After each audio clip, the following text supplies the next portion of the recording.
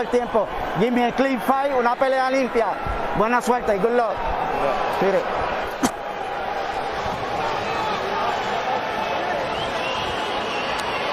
Referee Rafael Ramos, 30 years experience, his 483rd pro bout. Both Santa Cruz and Davis, a combined 23-1 in major title fights. Santa Cruz usually throws punches like internet trolls throw shade. He wanted to silence his critics, and he just called out one of the biggest punchers in Gervonta Davis. There's a reason Davis is Mike Tyson's favorite fighter.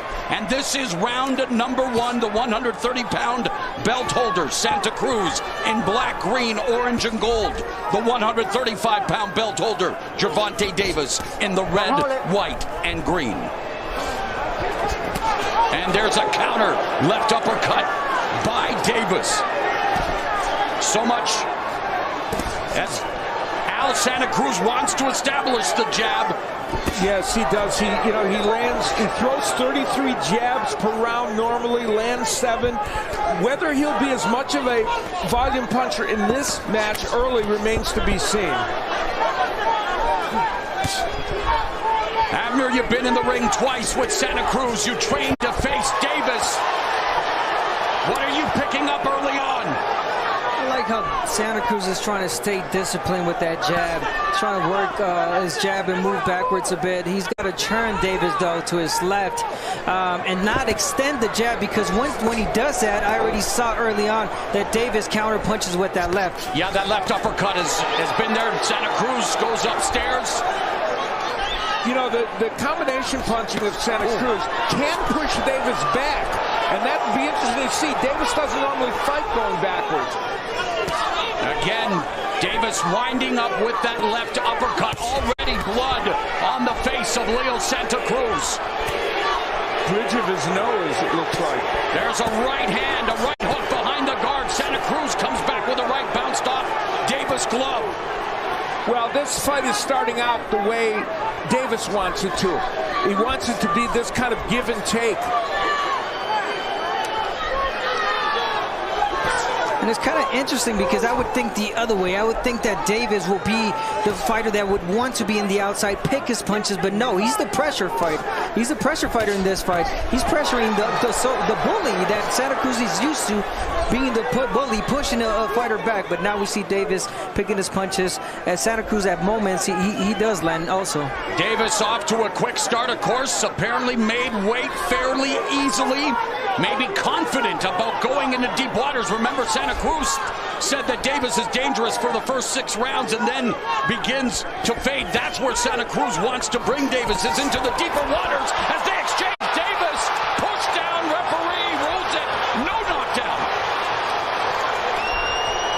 And the just over 9,000 fans in attendance, if the introductions were any indication, all the fans might be cheering on both fighters.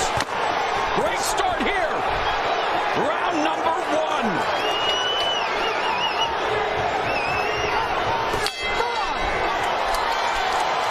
An electric atmosphere. Time when Santa Cruz was being aggressive. You can't fight him on the inside. Now, there was a jab that landed and a right hand kind of off the top of their feet. But it was their feet that created the going down for Davis. So not called a knockdown. And another look at it will demonstrate that it was their feet that kind of got wrapped up with each other, even though Santa Cruz was pushing forward. An appropriate call on that in what was a very... And round number 2, Davis has never been down as a pro. Leo Santa Cruz officially down once, but the referee actually apologized to him after for missing the fact that the punch was a rabbit punch. Santa Cruz delivering the jab, trying to split the guard, leads with the right hand, putting pressure on Davis early in round 2. Intriguing.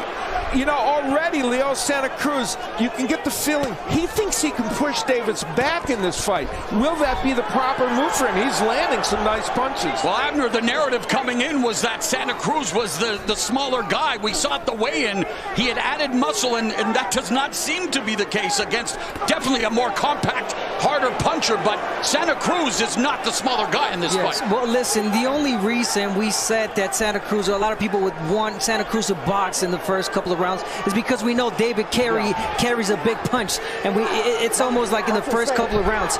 But that's the game plan. You want to push Davis back. He doesn't know how to fight backwards. Davis turns 26 next Saturday. Santa Cruz turned 32 in August. So the youth is on the side of Davis. Just misses with that counter left uppercut that has been there for him. Yeah, you feel that's going to be an important weapon for Davis. He's trying very hard to get it in. He has to be careful throwing it from too far out. He'll get countered by Santa Cruz. Just past the midpoint of round 2. A compelling confrontation. And already so much to absorb. Oh, but Davis! There goes the sportsmanship! Okay, you okay? Don't do that. Okay, let's go. We talked about Davis perhaps maturing. He's had his issues outside of the ring. And Al, you mentioned it at the top of the show. The fact that there was so much respect heading into the showdown. Well, Davis' temper getting the better of him there. You can forget about that now. There's some frustration on his part. And that's not always a good thing for a fighter. If you get frustrated, you start draining yourself also mentally. And, Santa Cruz doing a fantastic job in this second round. And Davis leaving the distractions of his life in Baltimore, spent 15 weeks in Las Vegas at the Mayweather boxing gym, said that he would like to hold all of his camps there because of the lack of distractions and the ability to focus. But Santa Cruz now unloading on Davis. Davis rolling with some of those shots and avoiding the right hand, but it is Santa Cruz putting on pressure. It's the combination punching of Santa Cruz. When he is at his best, those combinations flow, but there's that left uppercut from Davis. Davis timing that left uppercut counter. Good stuff through 2 rounds.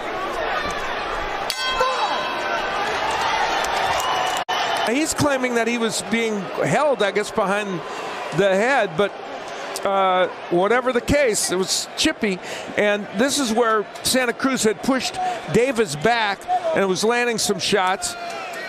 Not getting everything in there, but throwing combinations and trying to push Davis against the ropes. His mission to back Davis up, which is not the normal posture for Gervonta Davis. The Marcus of Queensbury was not pleased. Number 3 scheduled for 12. Both belts on the line. Davis won.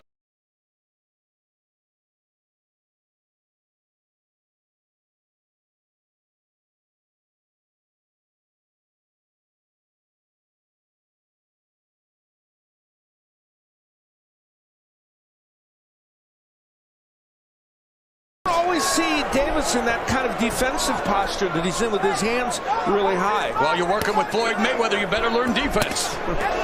And there's Santa Cruz through the right, and Davis now loading up again with the left uppercut, right hook by Davis, but Santa Cruz still looking to establish the jab, but he's getting hit. Oh, those left hooks of Santa Cruz getting home. An eruption from the crowd here at the Alamo Dome. This main event delivering already here in round 4. Lead right hook by Davis. Is this the right strategy for Santa Cruz? He's getting some good work done, but he's taking power punches. You know what this feels like? When Diego Corrales walked in, we thought he would box against Jose Luis Castillo. He stood in the pocket and battled. At first we thought it was a bad idea. Turned out to be a good idea. What will happen tonight? If this fight turns into 1/10, the fight of Corrales-Castillo 1, this is going to be an all-time classic. Listen, I think Santa Cruz is doing a great job. I think he's doing the right thing.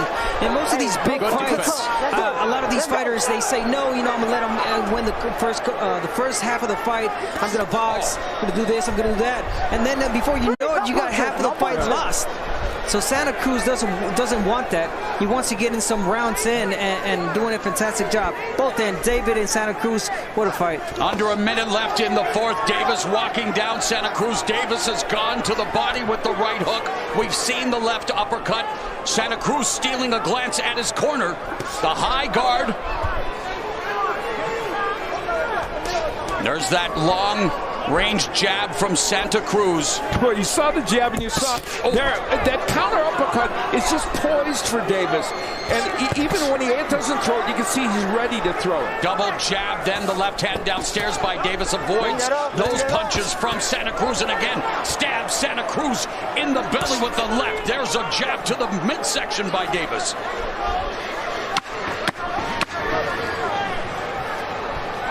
Rounds are flying by here at the Alamo Dome. We are through 4.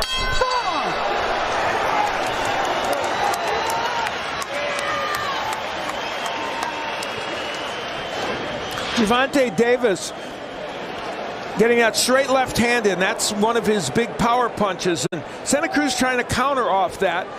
The uppercut of Davis has been a very, very important weapon. The right hook getting in there. But then here he comes with that uppercut on the inside.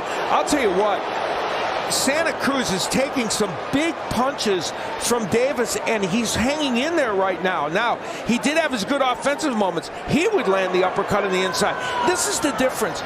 Santa Cruz is a pure combination puncher. Abner, you know that better than anybody. Yes, he is, and he could be overruled. This is round number 5. Davis leaning on his front foot. High guard, both of them. Double, triple jab by Santa Cruz as he tries to move forward. Davis moving to his left into the power alley of Santa Cruz.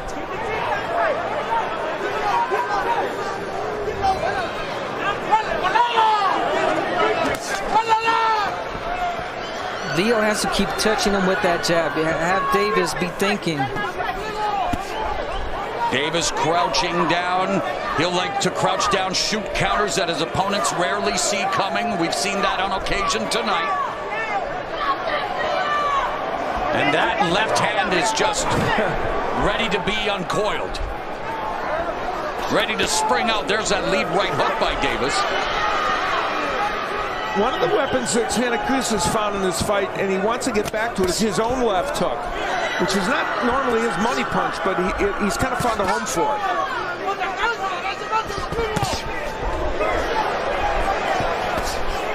Then the counter left hand glances off the rib cage of Santa Cruz. And another counter left. Santa Cruz delivers a right. We talk about Santa Cruz combination punches.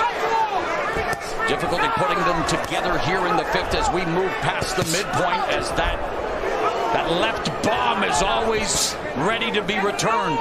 You know, Davis has landed some huge power punches here, so you got to give Santa Cruz credit already for being able to take that power. Doesn't mean he's going to continue to be able to. Known for his durability, his sturdy chin, and yeah, when you're taking shots from a guy like Davis, that's saying something.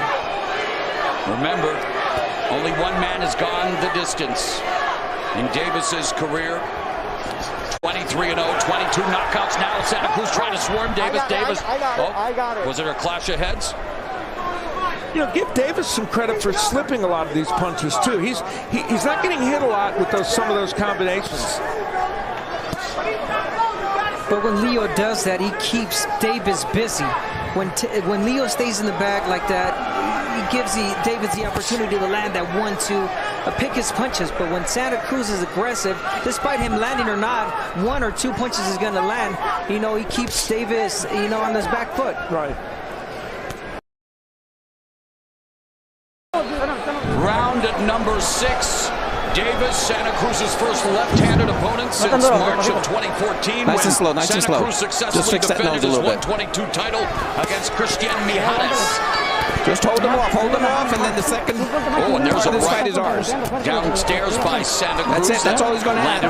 That's all he has for this fight, that's it. We saw his dad in there, taking a look and what must be going on in his mind. Nice right hand by Santa Cruz. Really good work from Santa Cruz. He's investing on the body, and that's something you want to do, especially in the 6th left-handed opponent since March of 2014 when Santa Cruz successfully defended his 122 title against Christian Mijares. Even more after the half of the fight. Oh, and there's a They are right so convinced downstairs in that by corner Santa that Cruz after the that sixth landed with round, a they're nice going to own thud. Davis. And of course, They better we hope that saw that's the his case. dad in there. But he is doing some fantastic work here going on They in his both mind. are chucking leather, and the mark now, Santa mouth Cruz. beginning to form under the right eye of Really good work from Gervonta Santa Cruz. Davis. He's investing on the So body, they and are that's something you throwing want to do, punches and especially in the punches here sixth in round, the sixth. going into a fight. That's courtesy of a couple of those as the left game hooks plan that that he Santa Cruz mentioned is has to Santa Cruz pressure putting Tank Davis together even his more. combinations. after the half There's of the that fight. lead left uppercut on the They are inside so by Davis. convinced in that corner that after the sixth, seventh round, they're going to own Davis. They better hope that that's the case and landing. Yes. But he is doing some fantastic work here, Santa Cruz. They both for fouls. Went low with that one. Santa Cruz did not eat up much of the 5 minutes allotted for him to recover, and they continue here. Throwing punches, a minute 11 left in the sixth. I think if I was Santa Cruz, I would have taken more time to get myself together. No punches, that's it. Not in the Santa Cruz DNA. I was just going to say, Leo Santa Cruz do that? No. That would be ridiculous, huh? There's a left hand by Davis under a minute left in the sixth. Davis now putting together power shots. Landed another thudding left hook. Santa Cruz standing there, taking it. And coming forward with punches of his own.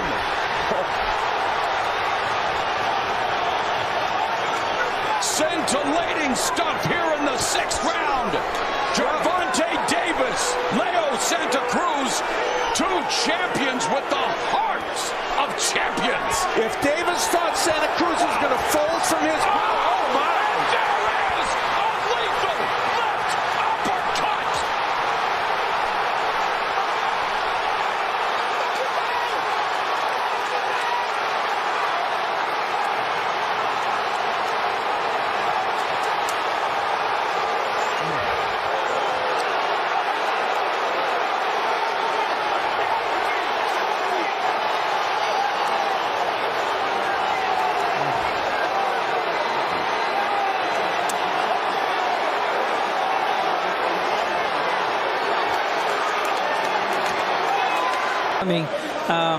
And just took him out. But again, you got to give credit to Leo Santa Cruz. He did something that I was even, shocked, which was stand toe-to-toe against the bigger puncher than Gervonta Davis. He was able to do that for a good portion of this fight, and they felt that if he'd gotten through these rounds, he was going to do well.